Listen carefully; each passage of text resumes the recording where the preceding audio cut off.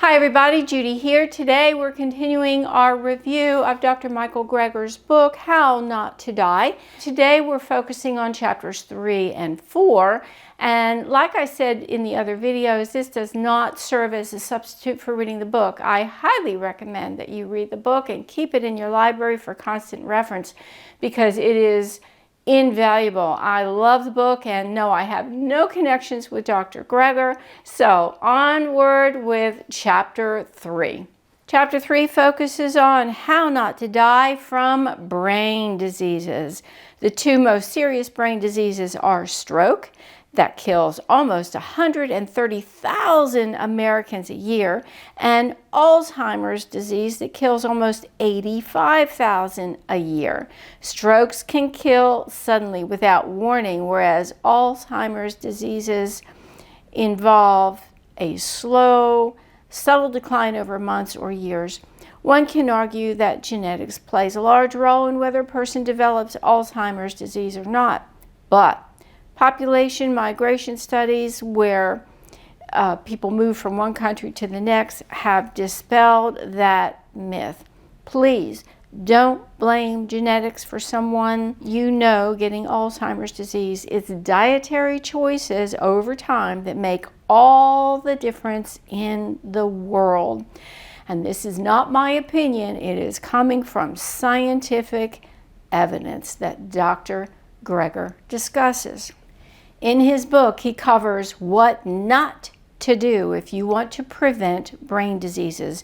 First point, do not eat animal foods. And I know you're not going to like this if you're a big animal food fan. It is not personal opinion on anybody's part. It's scientifically based. Do not eat animal foods. This includes all meats, both processed and not processed, poultry, fish, dairy products, and eggs. Such foods contain a lot of saturated fats and cholesterol that are known to clog the arteries. They not only contribute to heart disease, but they also damage the small, delicate arteries of the brain. Eventually, the damage to the arteries in the brain becomes irreversible, often completely destroying the vessels. Of course, the progressive damage leads to brain diseases like Alzheimer's. A very effective way to prevent this is to just omit all animal products from the diet and focus solely on whole plant foods. Yes, your nutritional needs, including protein, will be met if you focus on a variety of whole plant foods and omit junk processed foods. Got that? Whole foods, like you can find them as Mother Nature provides. Next point, do not eat meat or meat-derived products exposed to dry heat cooking methods. So if you insist on eating meat products, you don't want to have dry heat cooking methods processing them. This includes meats, cheese, poultry, fish, and high processed foods. During the process of dry heat cooking, like baking and roasting, advanced glycation end products, AGEs for short, are formed. Those compounds reduce the activity of sirtuins. These are enzymes involved in promoting healthy aging and longevity. Researchers have found that loss of sirtuins activity is closely associated with the accumulation of plaque and tangles in the brain, which are symptoms of Alzheimer's disease. In general, meat, cheese, and highly processed foods were found to have the highest AGE content, that's the advanced glycation end products, whereas grains, beans, breads, vegetables, fruits, and milk had the least. Now, in that same chapter, he covers what to do to prevent brain diseases. Number 1, focus on fiber. A number of studies have shown that high fiber intake may help to ward off stroke. Most Americans, and we're talking 97%, are woefully short on their fiber intake. Fiber is naturally only found in plant foods, Animal foods have no fiber whatsoever. Scientists aren't exactly sure how fiber affects the brain, but we do know that it helps to control cholesterol and blood sugar levels, along with lowering blood pressure, all of which help to improve health in a lot of ways. Current research shows that eating a minimum of 25 grams of soluble fiber that you can find from beans, oats, nuts, and berries, and 47 grams of insoluble fiber, such as those found in whole grains, a day can minimize your stroke risk.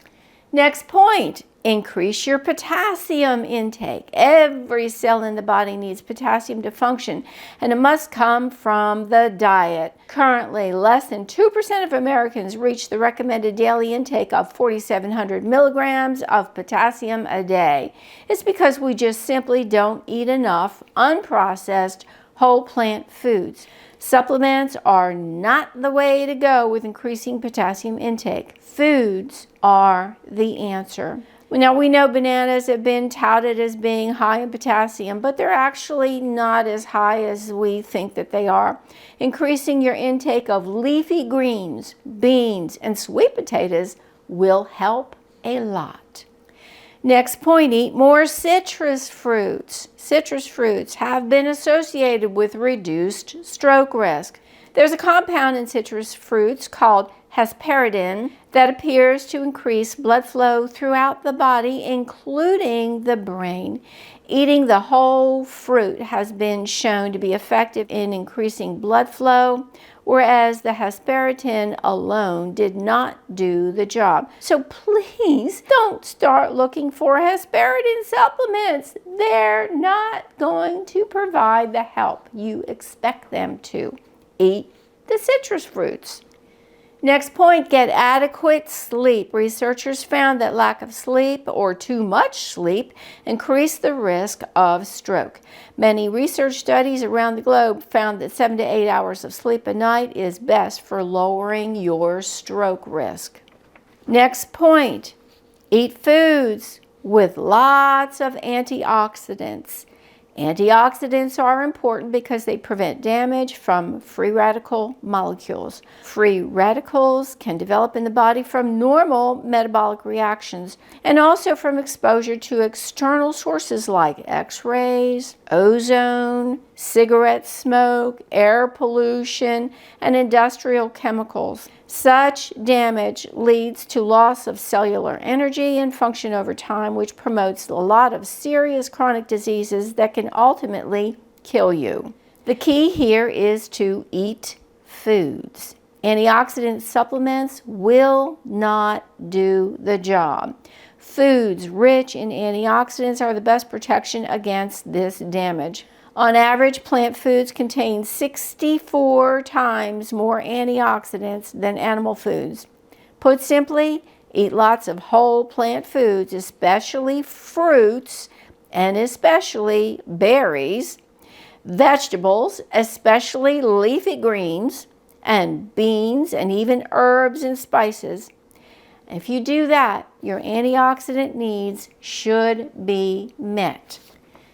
Next point, follow a diet that is good for the heart. If it's good for the heart, it's also good for the head. There's evidence that clogged arteries not only contribute to heart disease, but also to Alzheimer's disease and stroke. Following a whole food plant-based diet by replacing meats, eggs, and dairy products with whole plant foods like fruits, vegetables, legumes, nuts, seeds, and whole grains, and reducing saturated fats and omitting added oils, the arteries throughout the body should become clean and stay that way, minimizing the risk of both heart and brain diseases.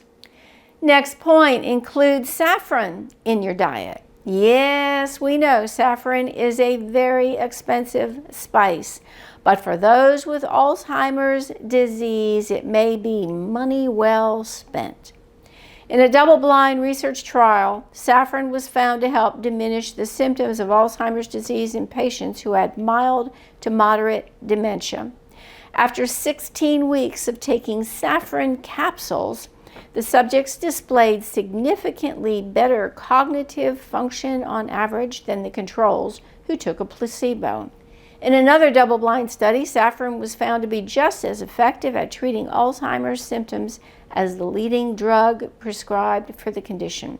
Next point, engage in aerobic exercise. In a 2010 study published in the Archives of Neurology, researchers had subjects with mild cognitive impairment engage in aerobic activity for 45 minutes to an hour a day, 4 days a week for 6 months. This doesn't happen overnight, folks. The control group only stretched during the activity period.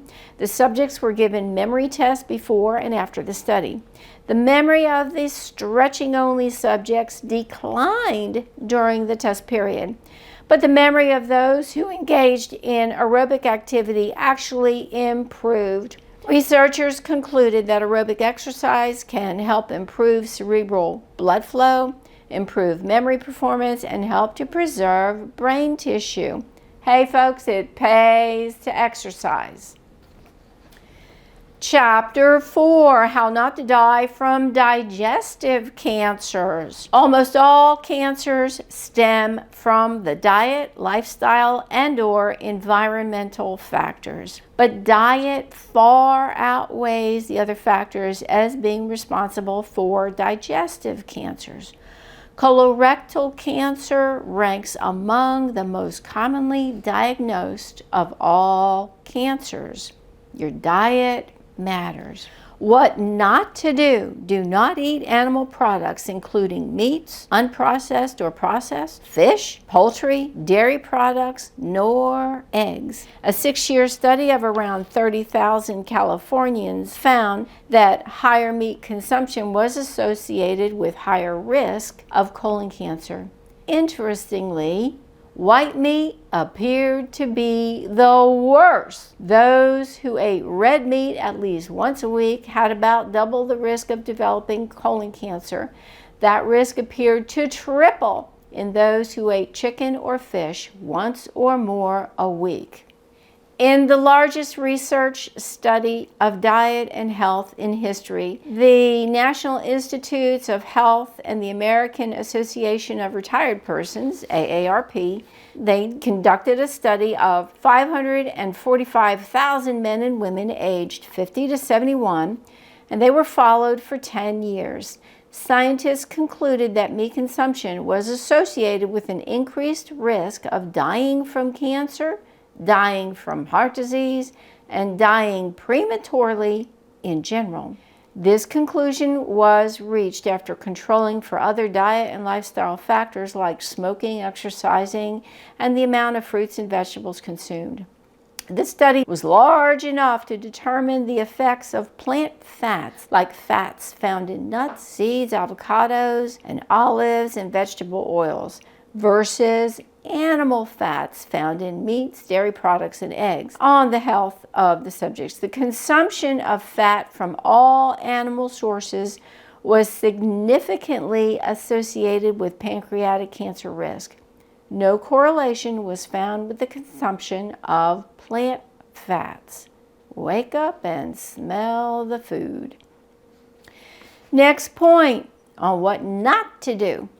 Do not smoke nor drink alcohol. Smoking and heavy alcohol consumption are among the primary risk factors for developing esophageal cancer. Okay, now for what to do. Include turmeric in your diet. The overall cancer rates are much lower in India than in the United States. The regular use of turmeric in Indian cooking has been proposed as one possible explanation. Researchers have found that curcumin from turmeric reduced the abnormal cells in the rectums of smokers up to almost 40% within 1 month. In another study, curcumin, along with quercetin, that's another phytonutrient that you find in plant foods, decreased the number and size of colon polyps by over half in patients with colorectal cancer within 6 months. Next point, follow a whole food, plant-based diet. mentioned earlier is the fact that the cancer rates in India are a lot lower than they are in the United States. Their lower cancer rates may also be attributable to the fact that only 7% of the adult population of India eats meat on a daily basis. Instead, their dietary mainstays are dark green leafy vegetables and legumes, all of which are packed with cancer-fighting compounds, phytates. Next point, and this is an important one, really important one, because it's counteractive to a lot of news that's out there in today's world. Don't fear phytates. I'm going to say that again. Don't fear phytates. Phytates are compounds found in the seeds of plants. They are in all whole grains, beans, nuts, and seeds. In the United States, foods high in phytates have been shunned because of the belief that they inhibit mineral absorption. This belief stems from animal studies that took place in the 1940s. More recently, human trials showed that those who eat more high phytate foods actually tend to have a greater bone mineral density with less bone loss and fewer hip fractures. Phytates appear to protect bone in a manner similar to that of popular anti-osteoporosis drugs, but naturally without the risk of osteonecrosis, which is also known as bone rot of the jaw, which is rare but potentially disfiguring side effect associated with those drugs. I'll take phytates any day over that. Phytates may also help to protect against colorectal cancer. Research studies have found that subjects who ate beans in addition to meats, fish, and poultry had a somewhat lower risk of developing colon cancer than those meat eaters who did not eat beans. But Petri dish studies have shown that phytates inhibit the growth of virtually all human cancer cells tested so far, including cancers of the colon, breast, cervix, prostate, liver, pancreas, and skin. The phytates did not affect normal cells. Scientists have found that when we eat foods containing phytates, they are quickly absorbed into the bloodstream and readily taken up by tumor cells. Phytates have also been found to boost the activity of natural killer cells, which are white blood cells that form our first line of defense by finding and destroying cancer cells. Phytates also play a role in starving tumors of their blood supply. Sometimes phytates can even cause cancer cells to revert back to their normal cellular state. This phenomenon has been found with colon, breast, liver, and prostate cancer cells. Phytates have also been associated with less heart disease, less diabetes, and fewer kidney stones. So if you really want to eat anti-cancer along with disease prevention foods, be sure to include phytate-rich foods in your diet. Don't fear phytates. Next point, eat beans! Exclamation point. Researchers have found there may be as much as an 8-fold difference in colorectal cancer risk between those who eat high vegetable, low meat diets versus those who eat low vegetable, high meat diets. If you don't want to give up eating meat, including a lot of vegetables and beans in your diet may really help to reduce your risk of colorectal cancer. Next point, eat strawberries. Strawberries have been found to reverse the progression of precancerous esophageal lesions. In a randomized clinical trial involving patients with precancerous lesions in their esophagus, subjects ate 1 to 2 ounces of freeze-dried strawberries a day for 6 months. That's the daily equivalent of about a pound of fresh strawberries. That's a lot of strawberries, actually. The progression of the disease was reversed in about 80% of the patients. Most of the precancerous lesions either regressed from moderate to mild or disappeared altogether. Half of the patients left the study disease-free. Hey, I'll take strawberries any day if that would help me out if I had that type of a cancer. I do hope this information helps to spark you into doing what Dr. Greger found the science says to do and avoiding what he says, what the science says not to do to prevent these serious, deadly diseases. Let me know if you have any questions or comments below. And again, this does not take the place of reading the book. It's only to help entice you to read the book and get it. I highly recommend it. More to come. Take care and bye for now.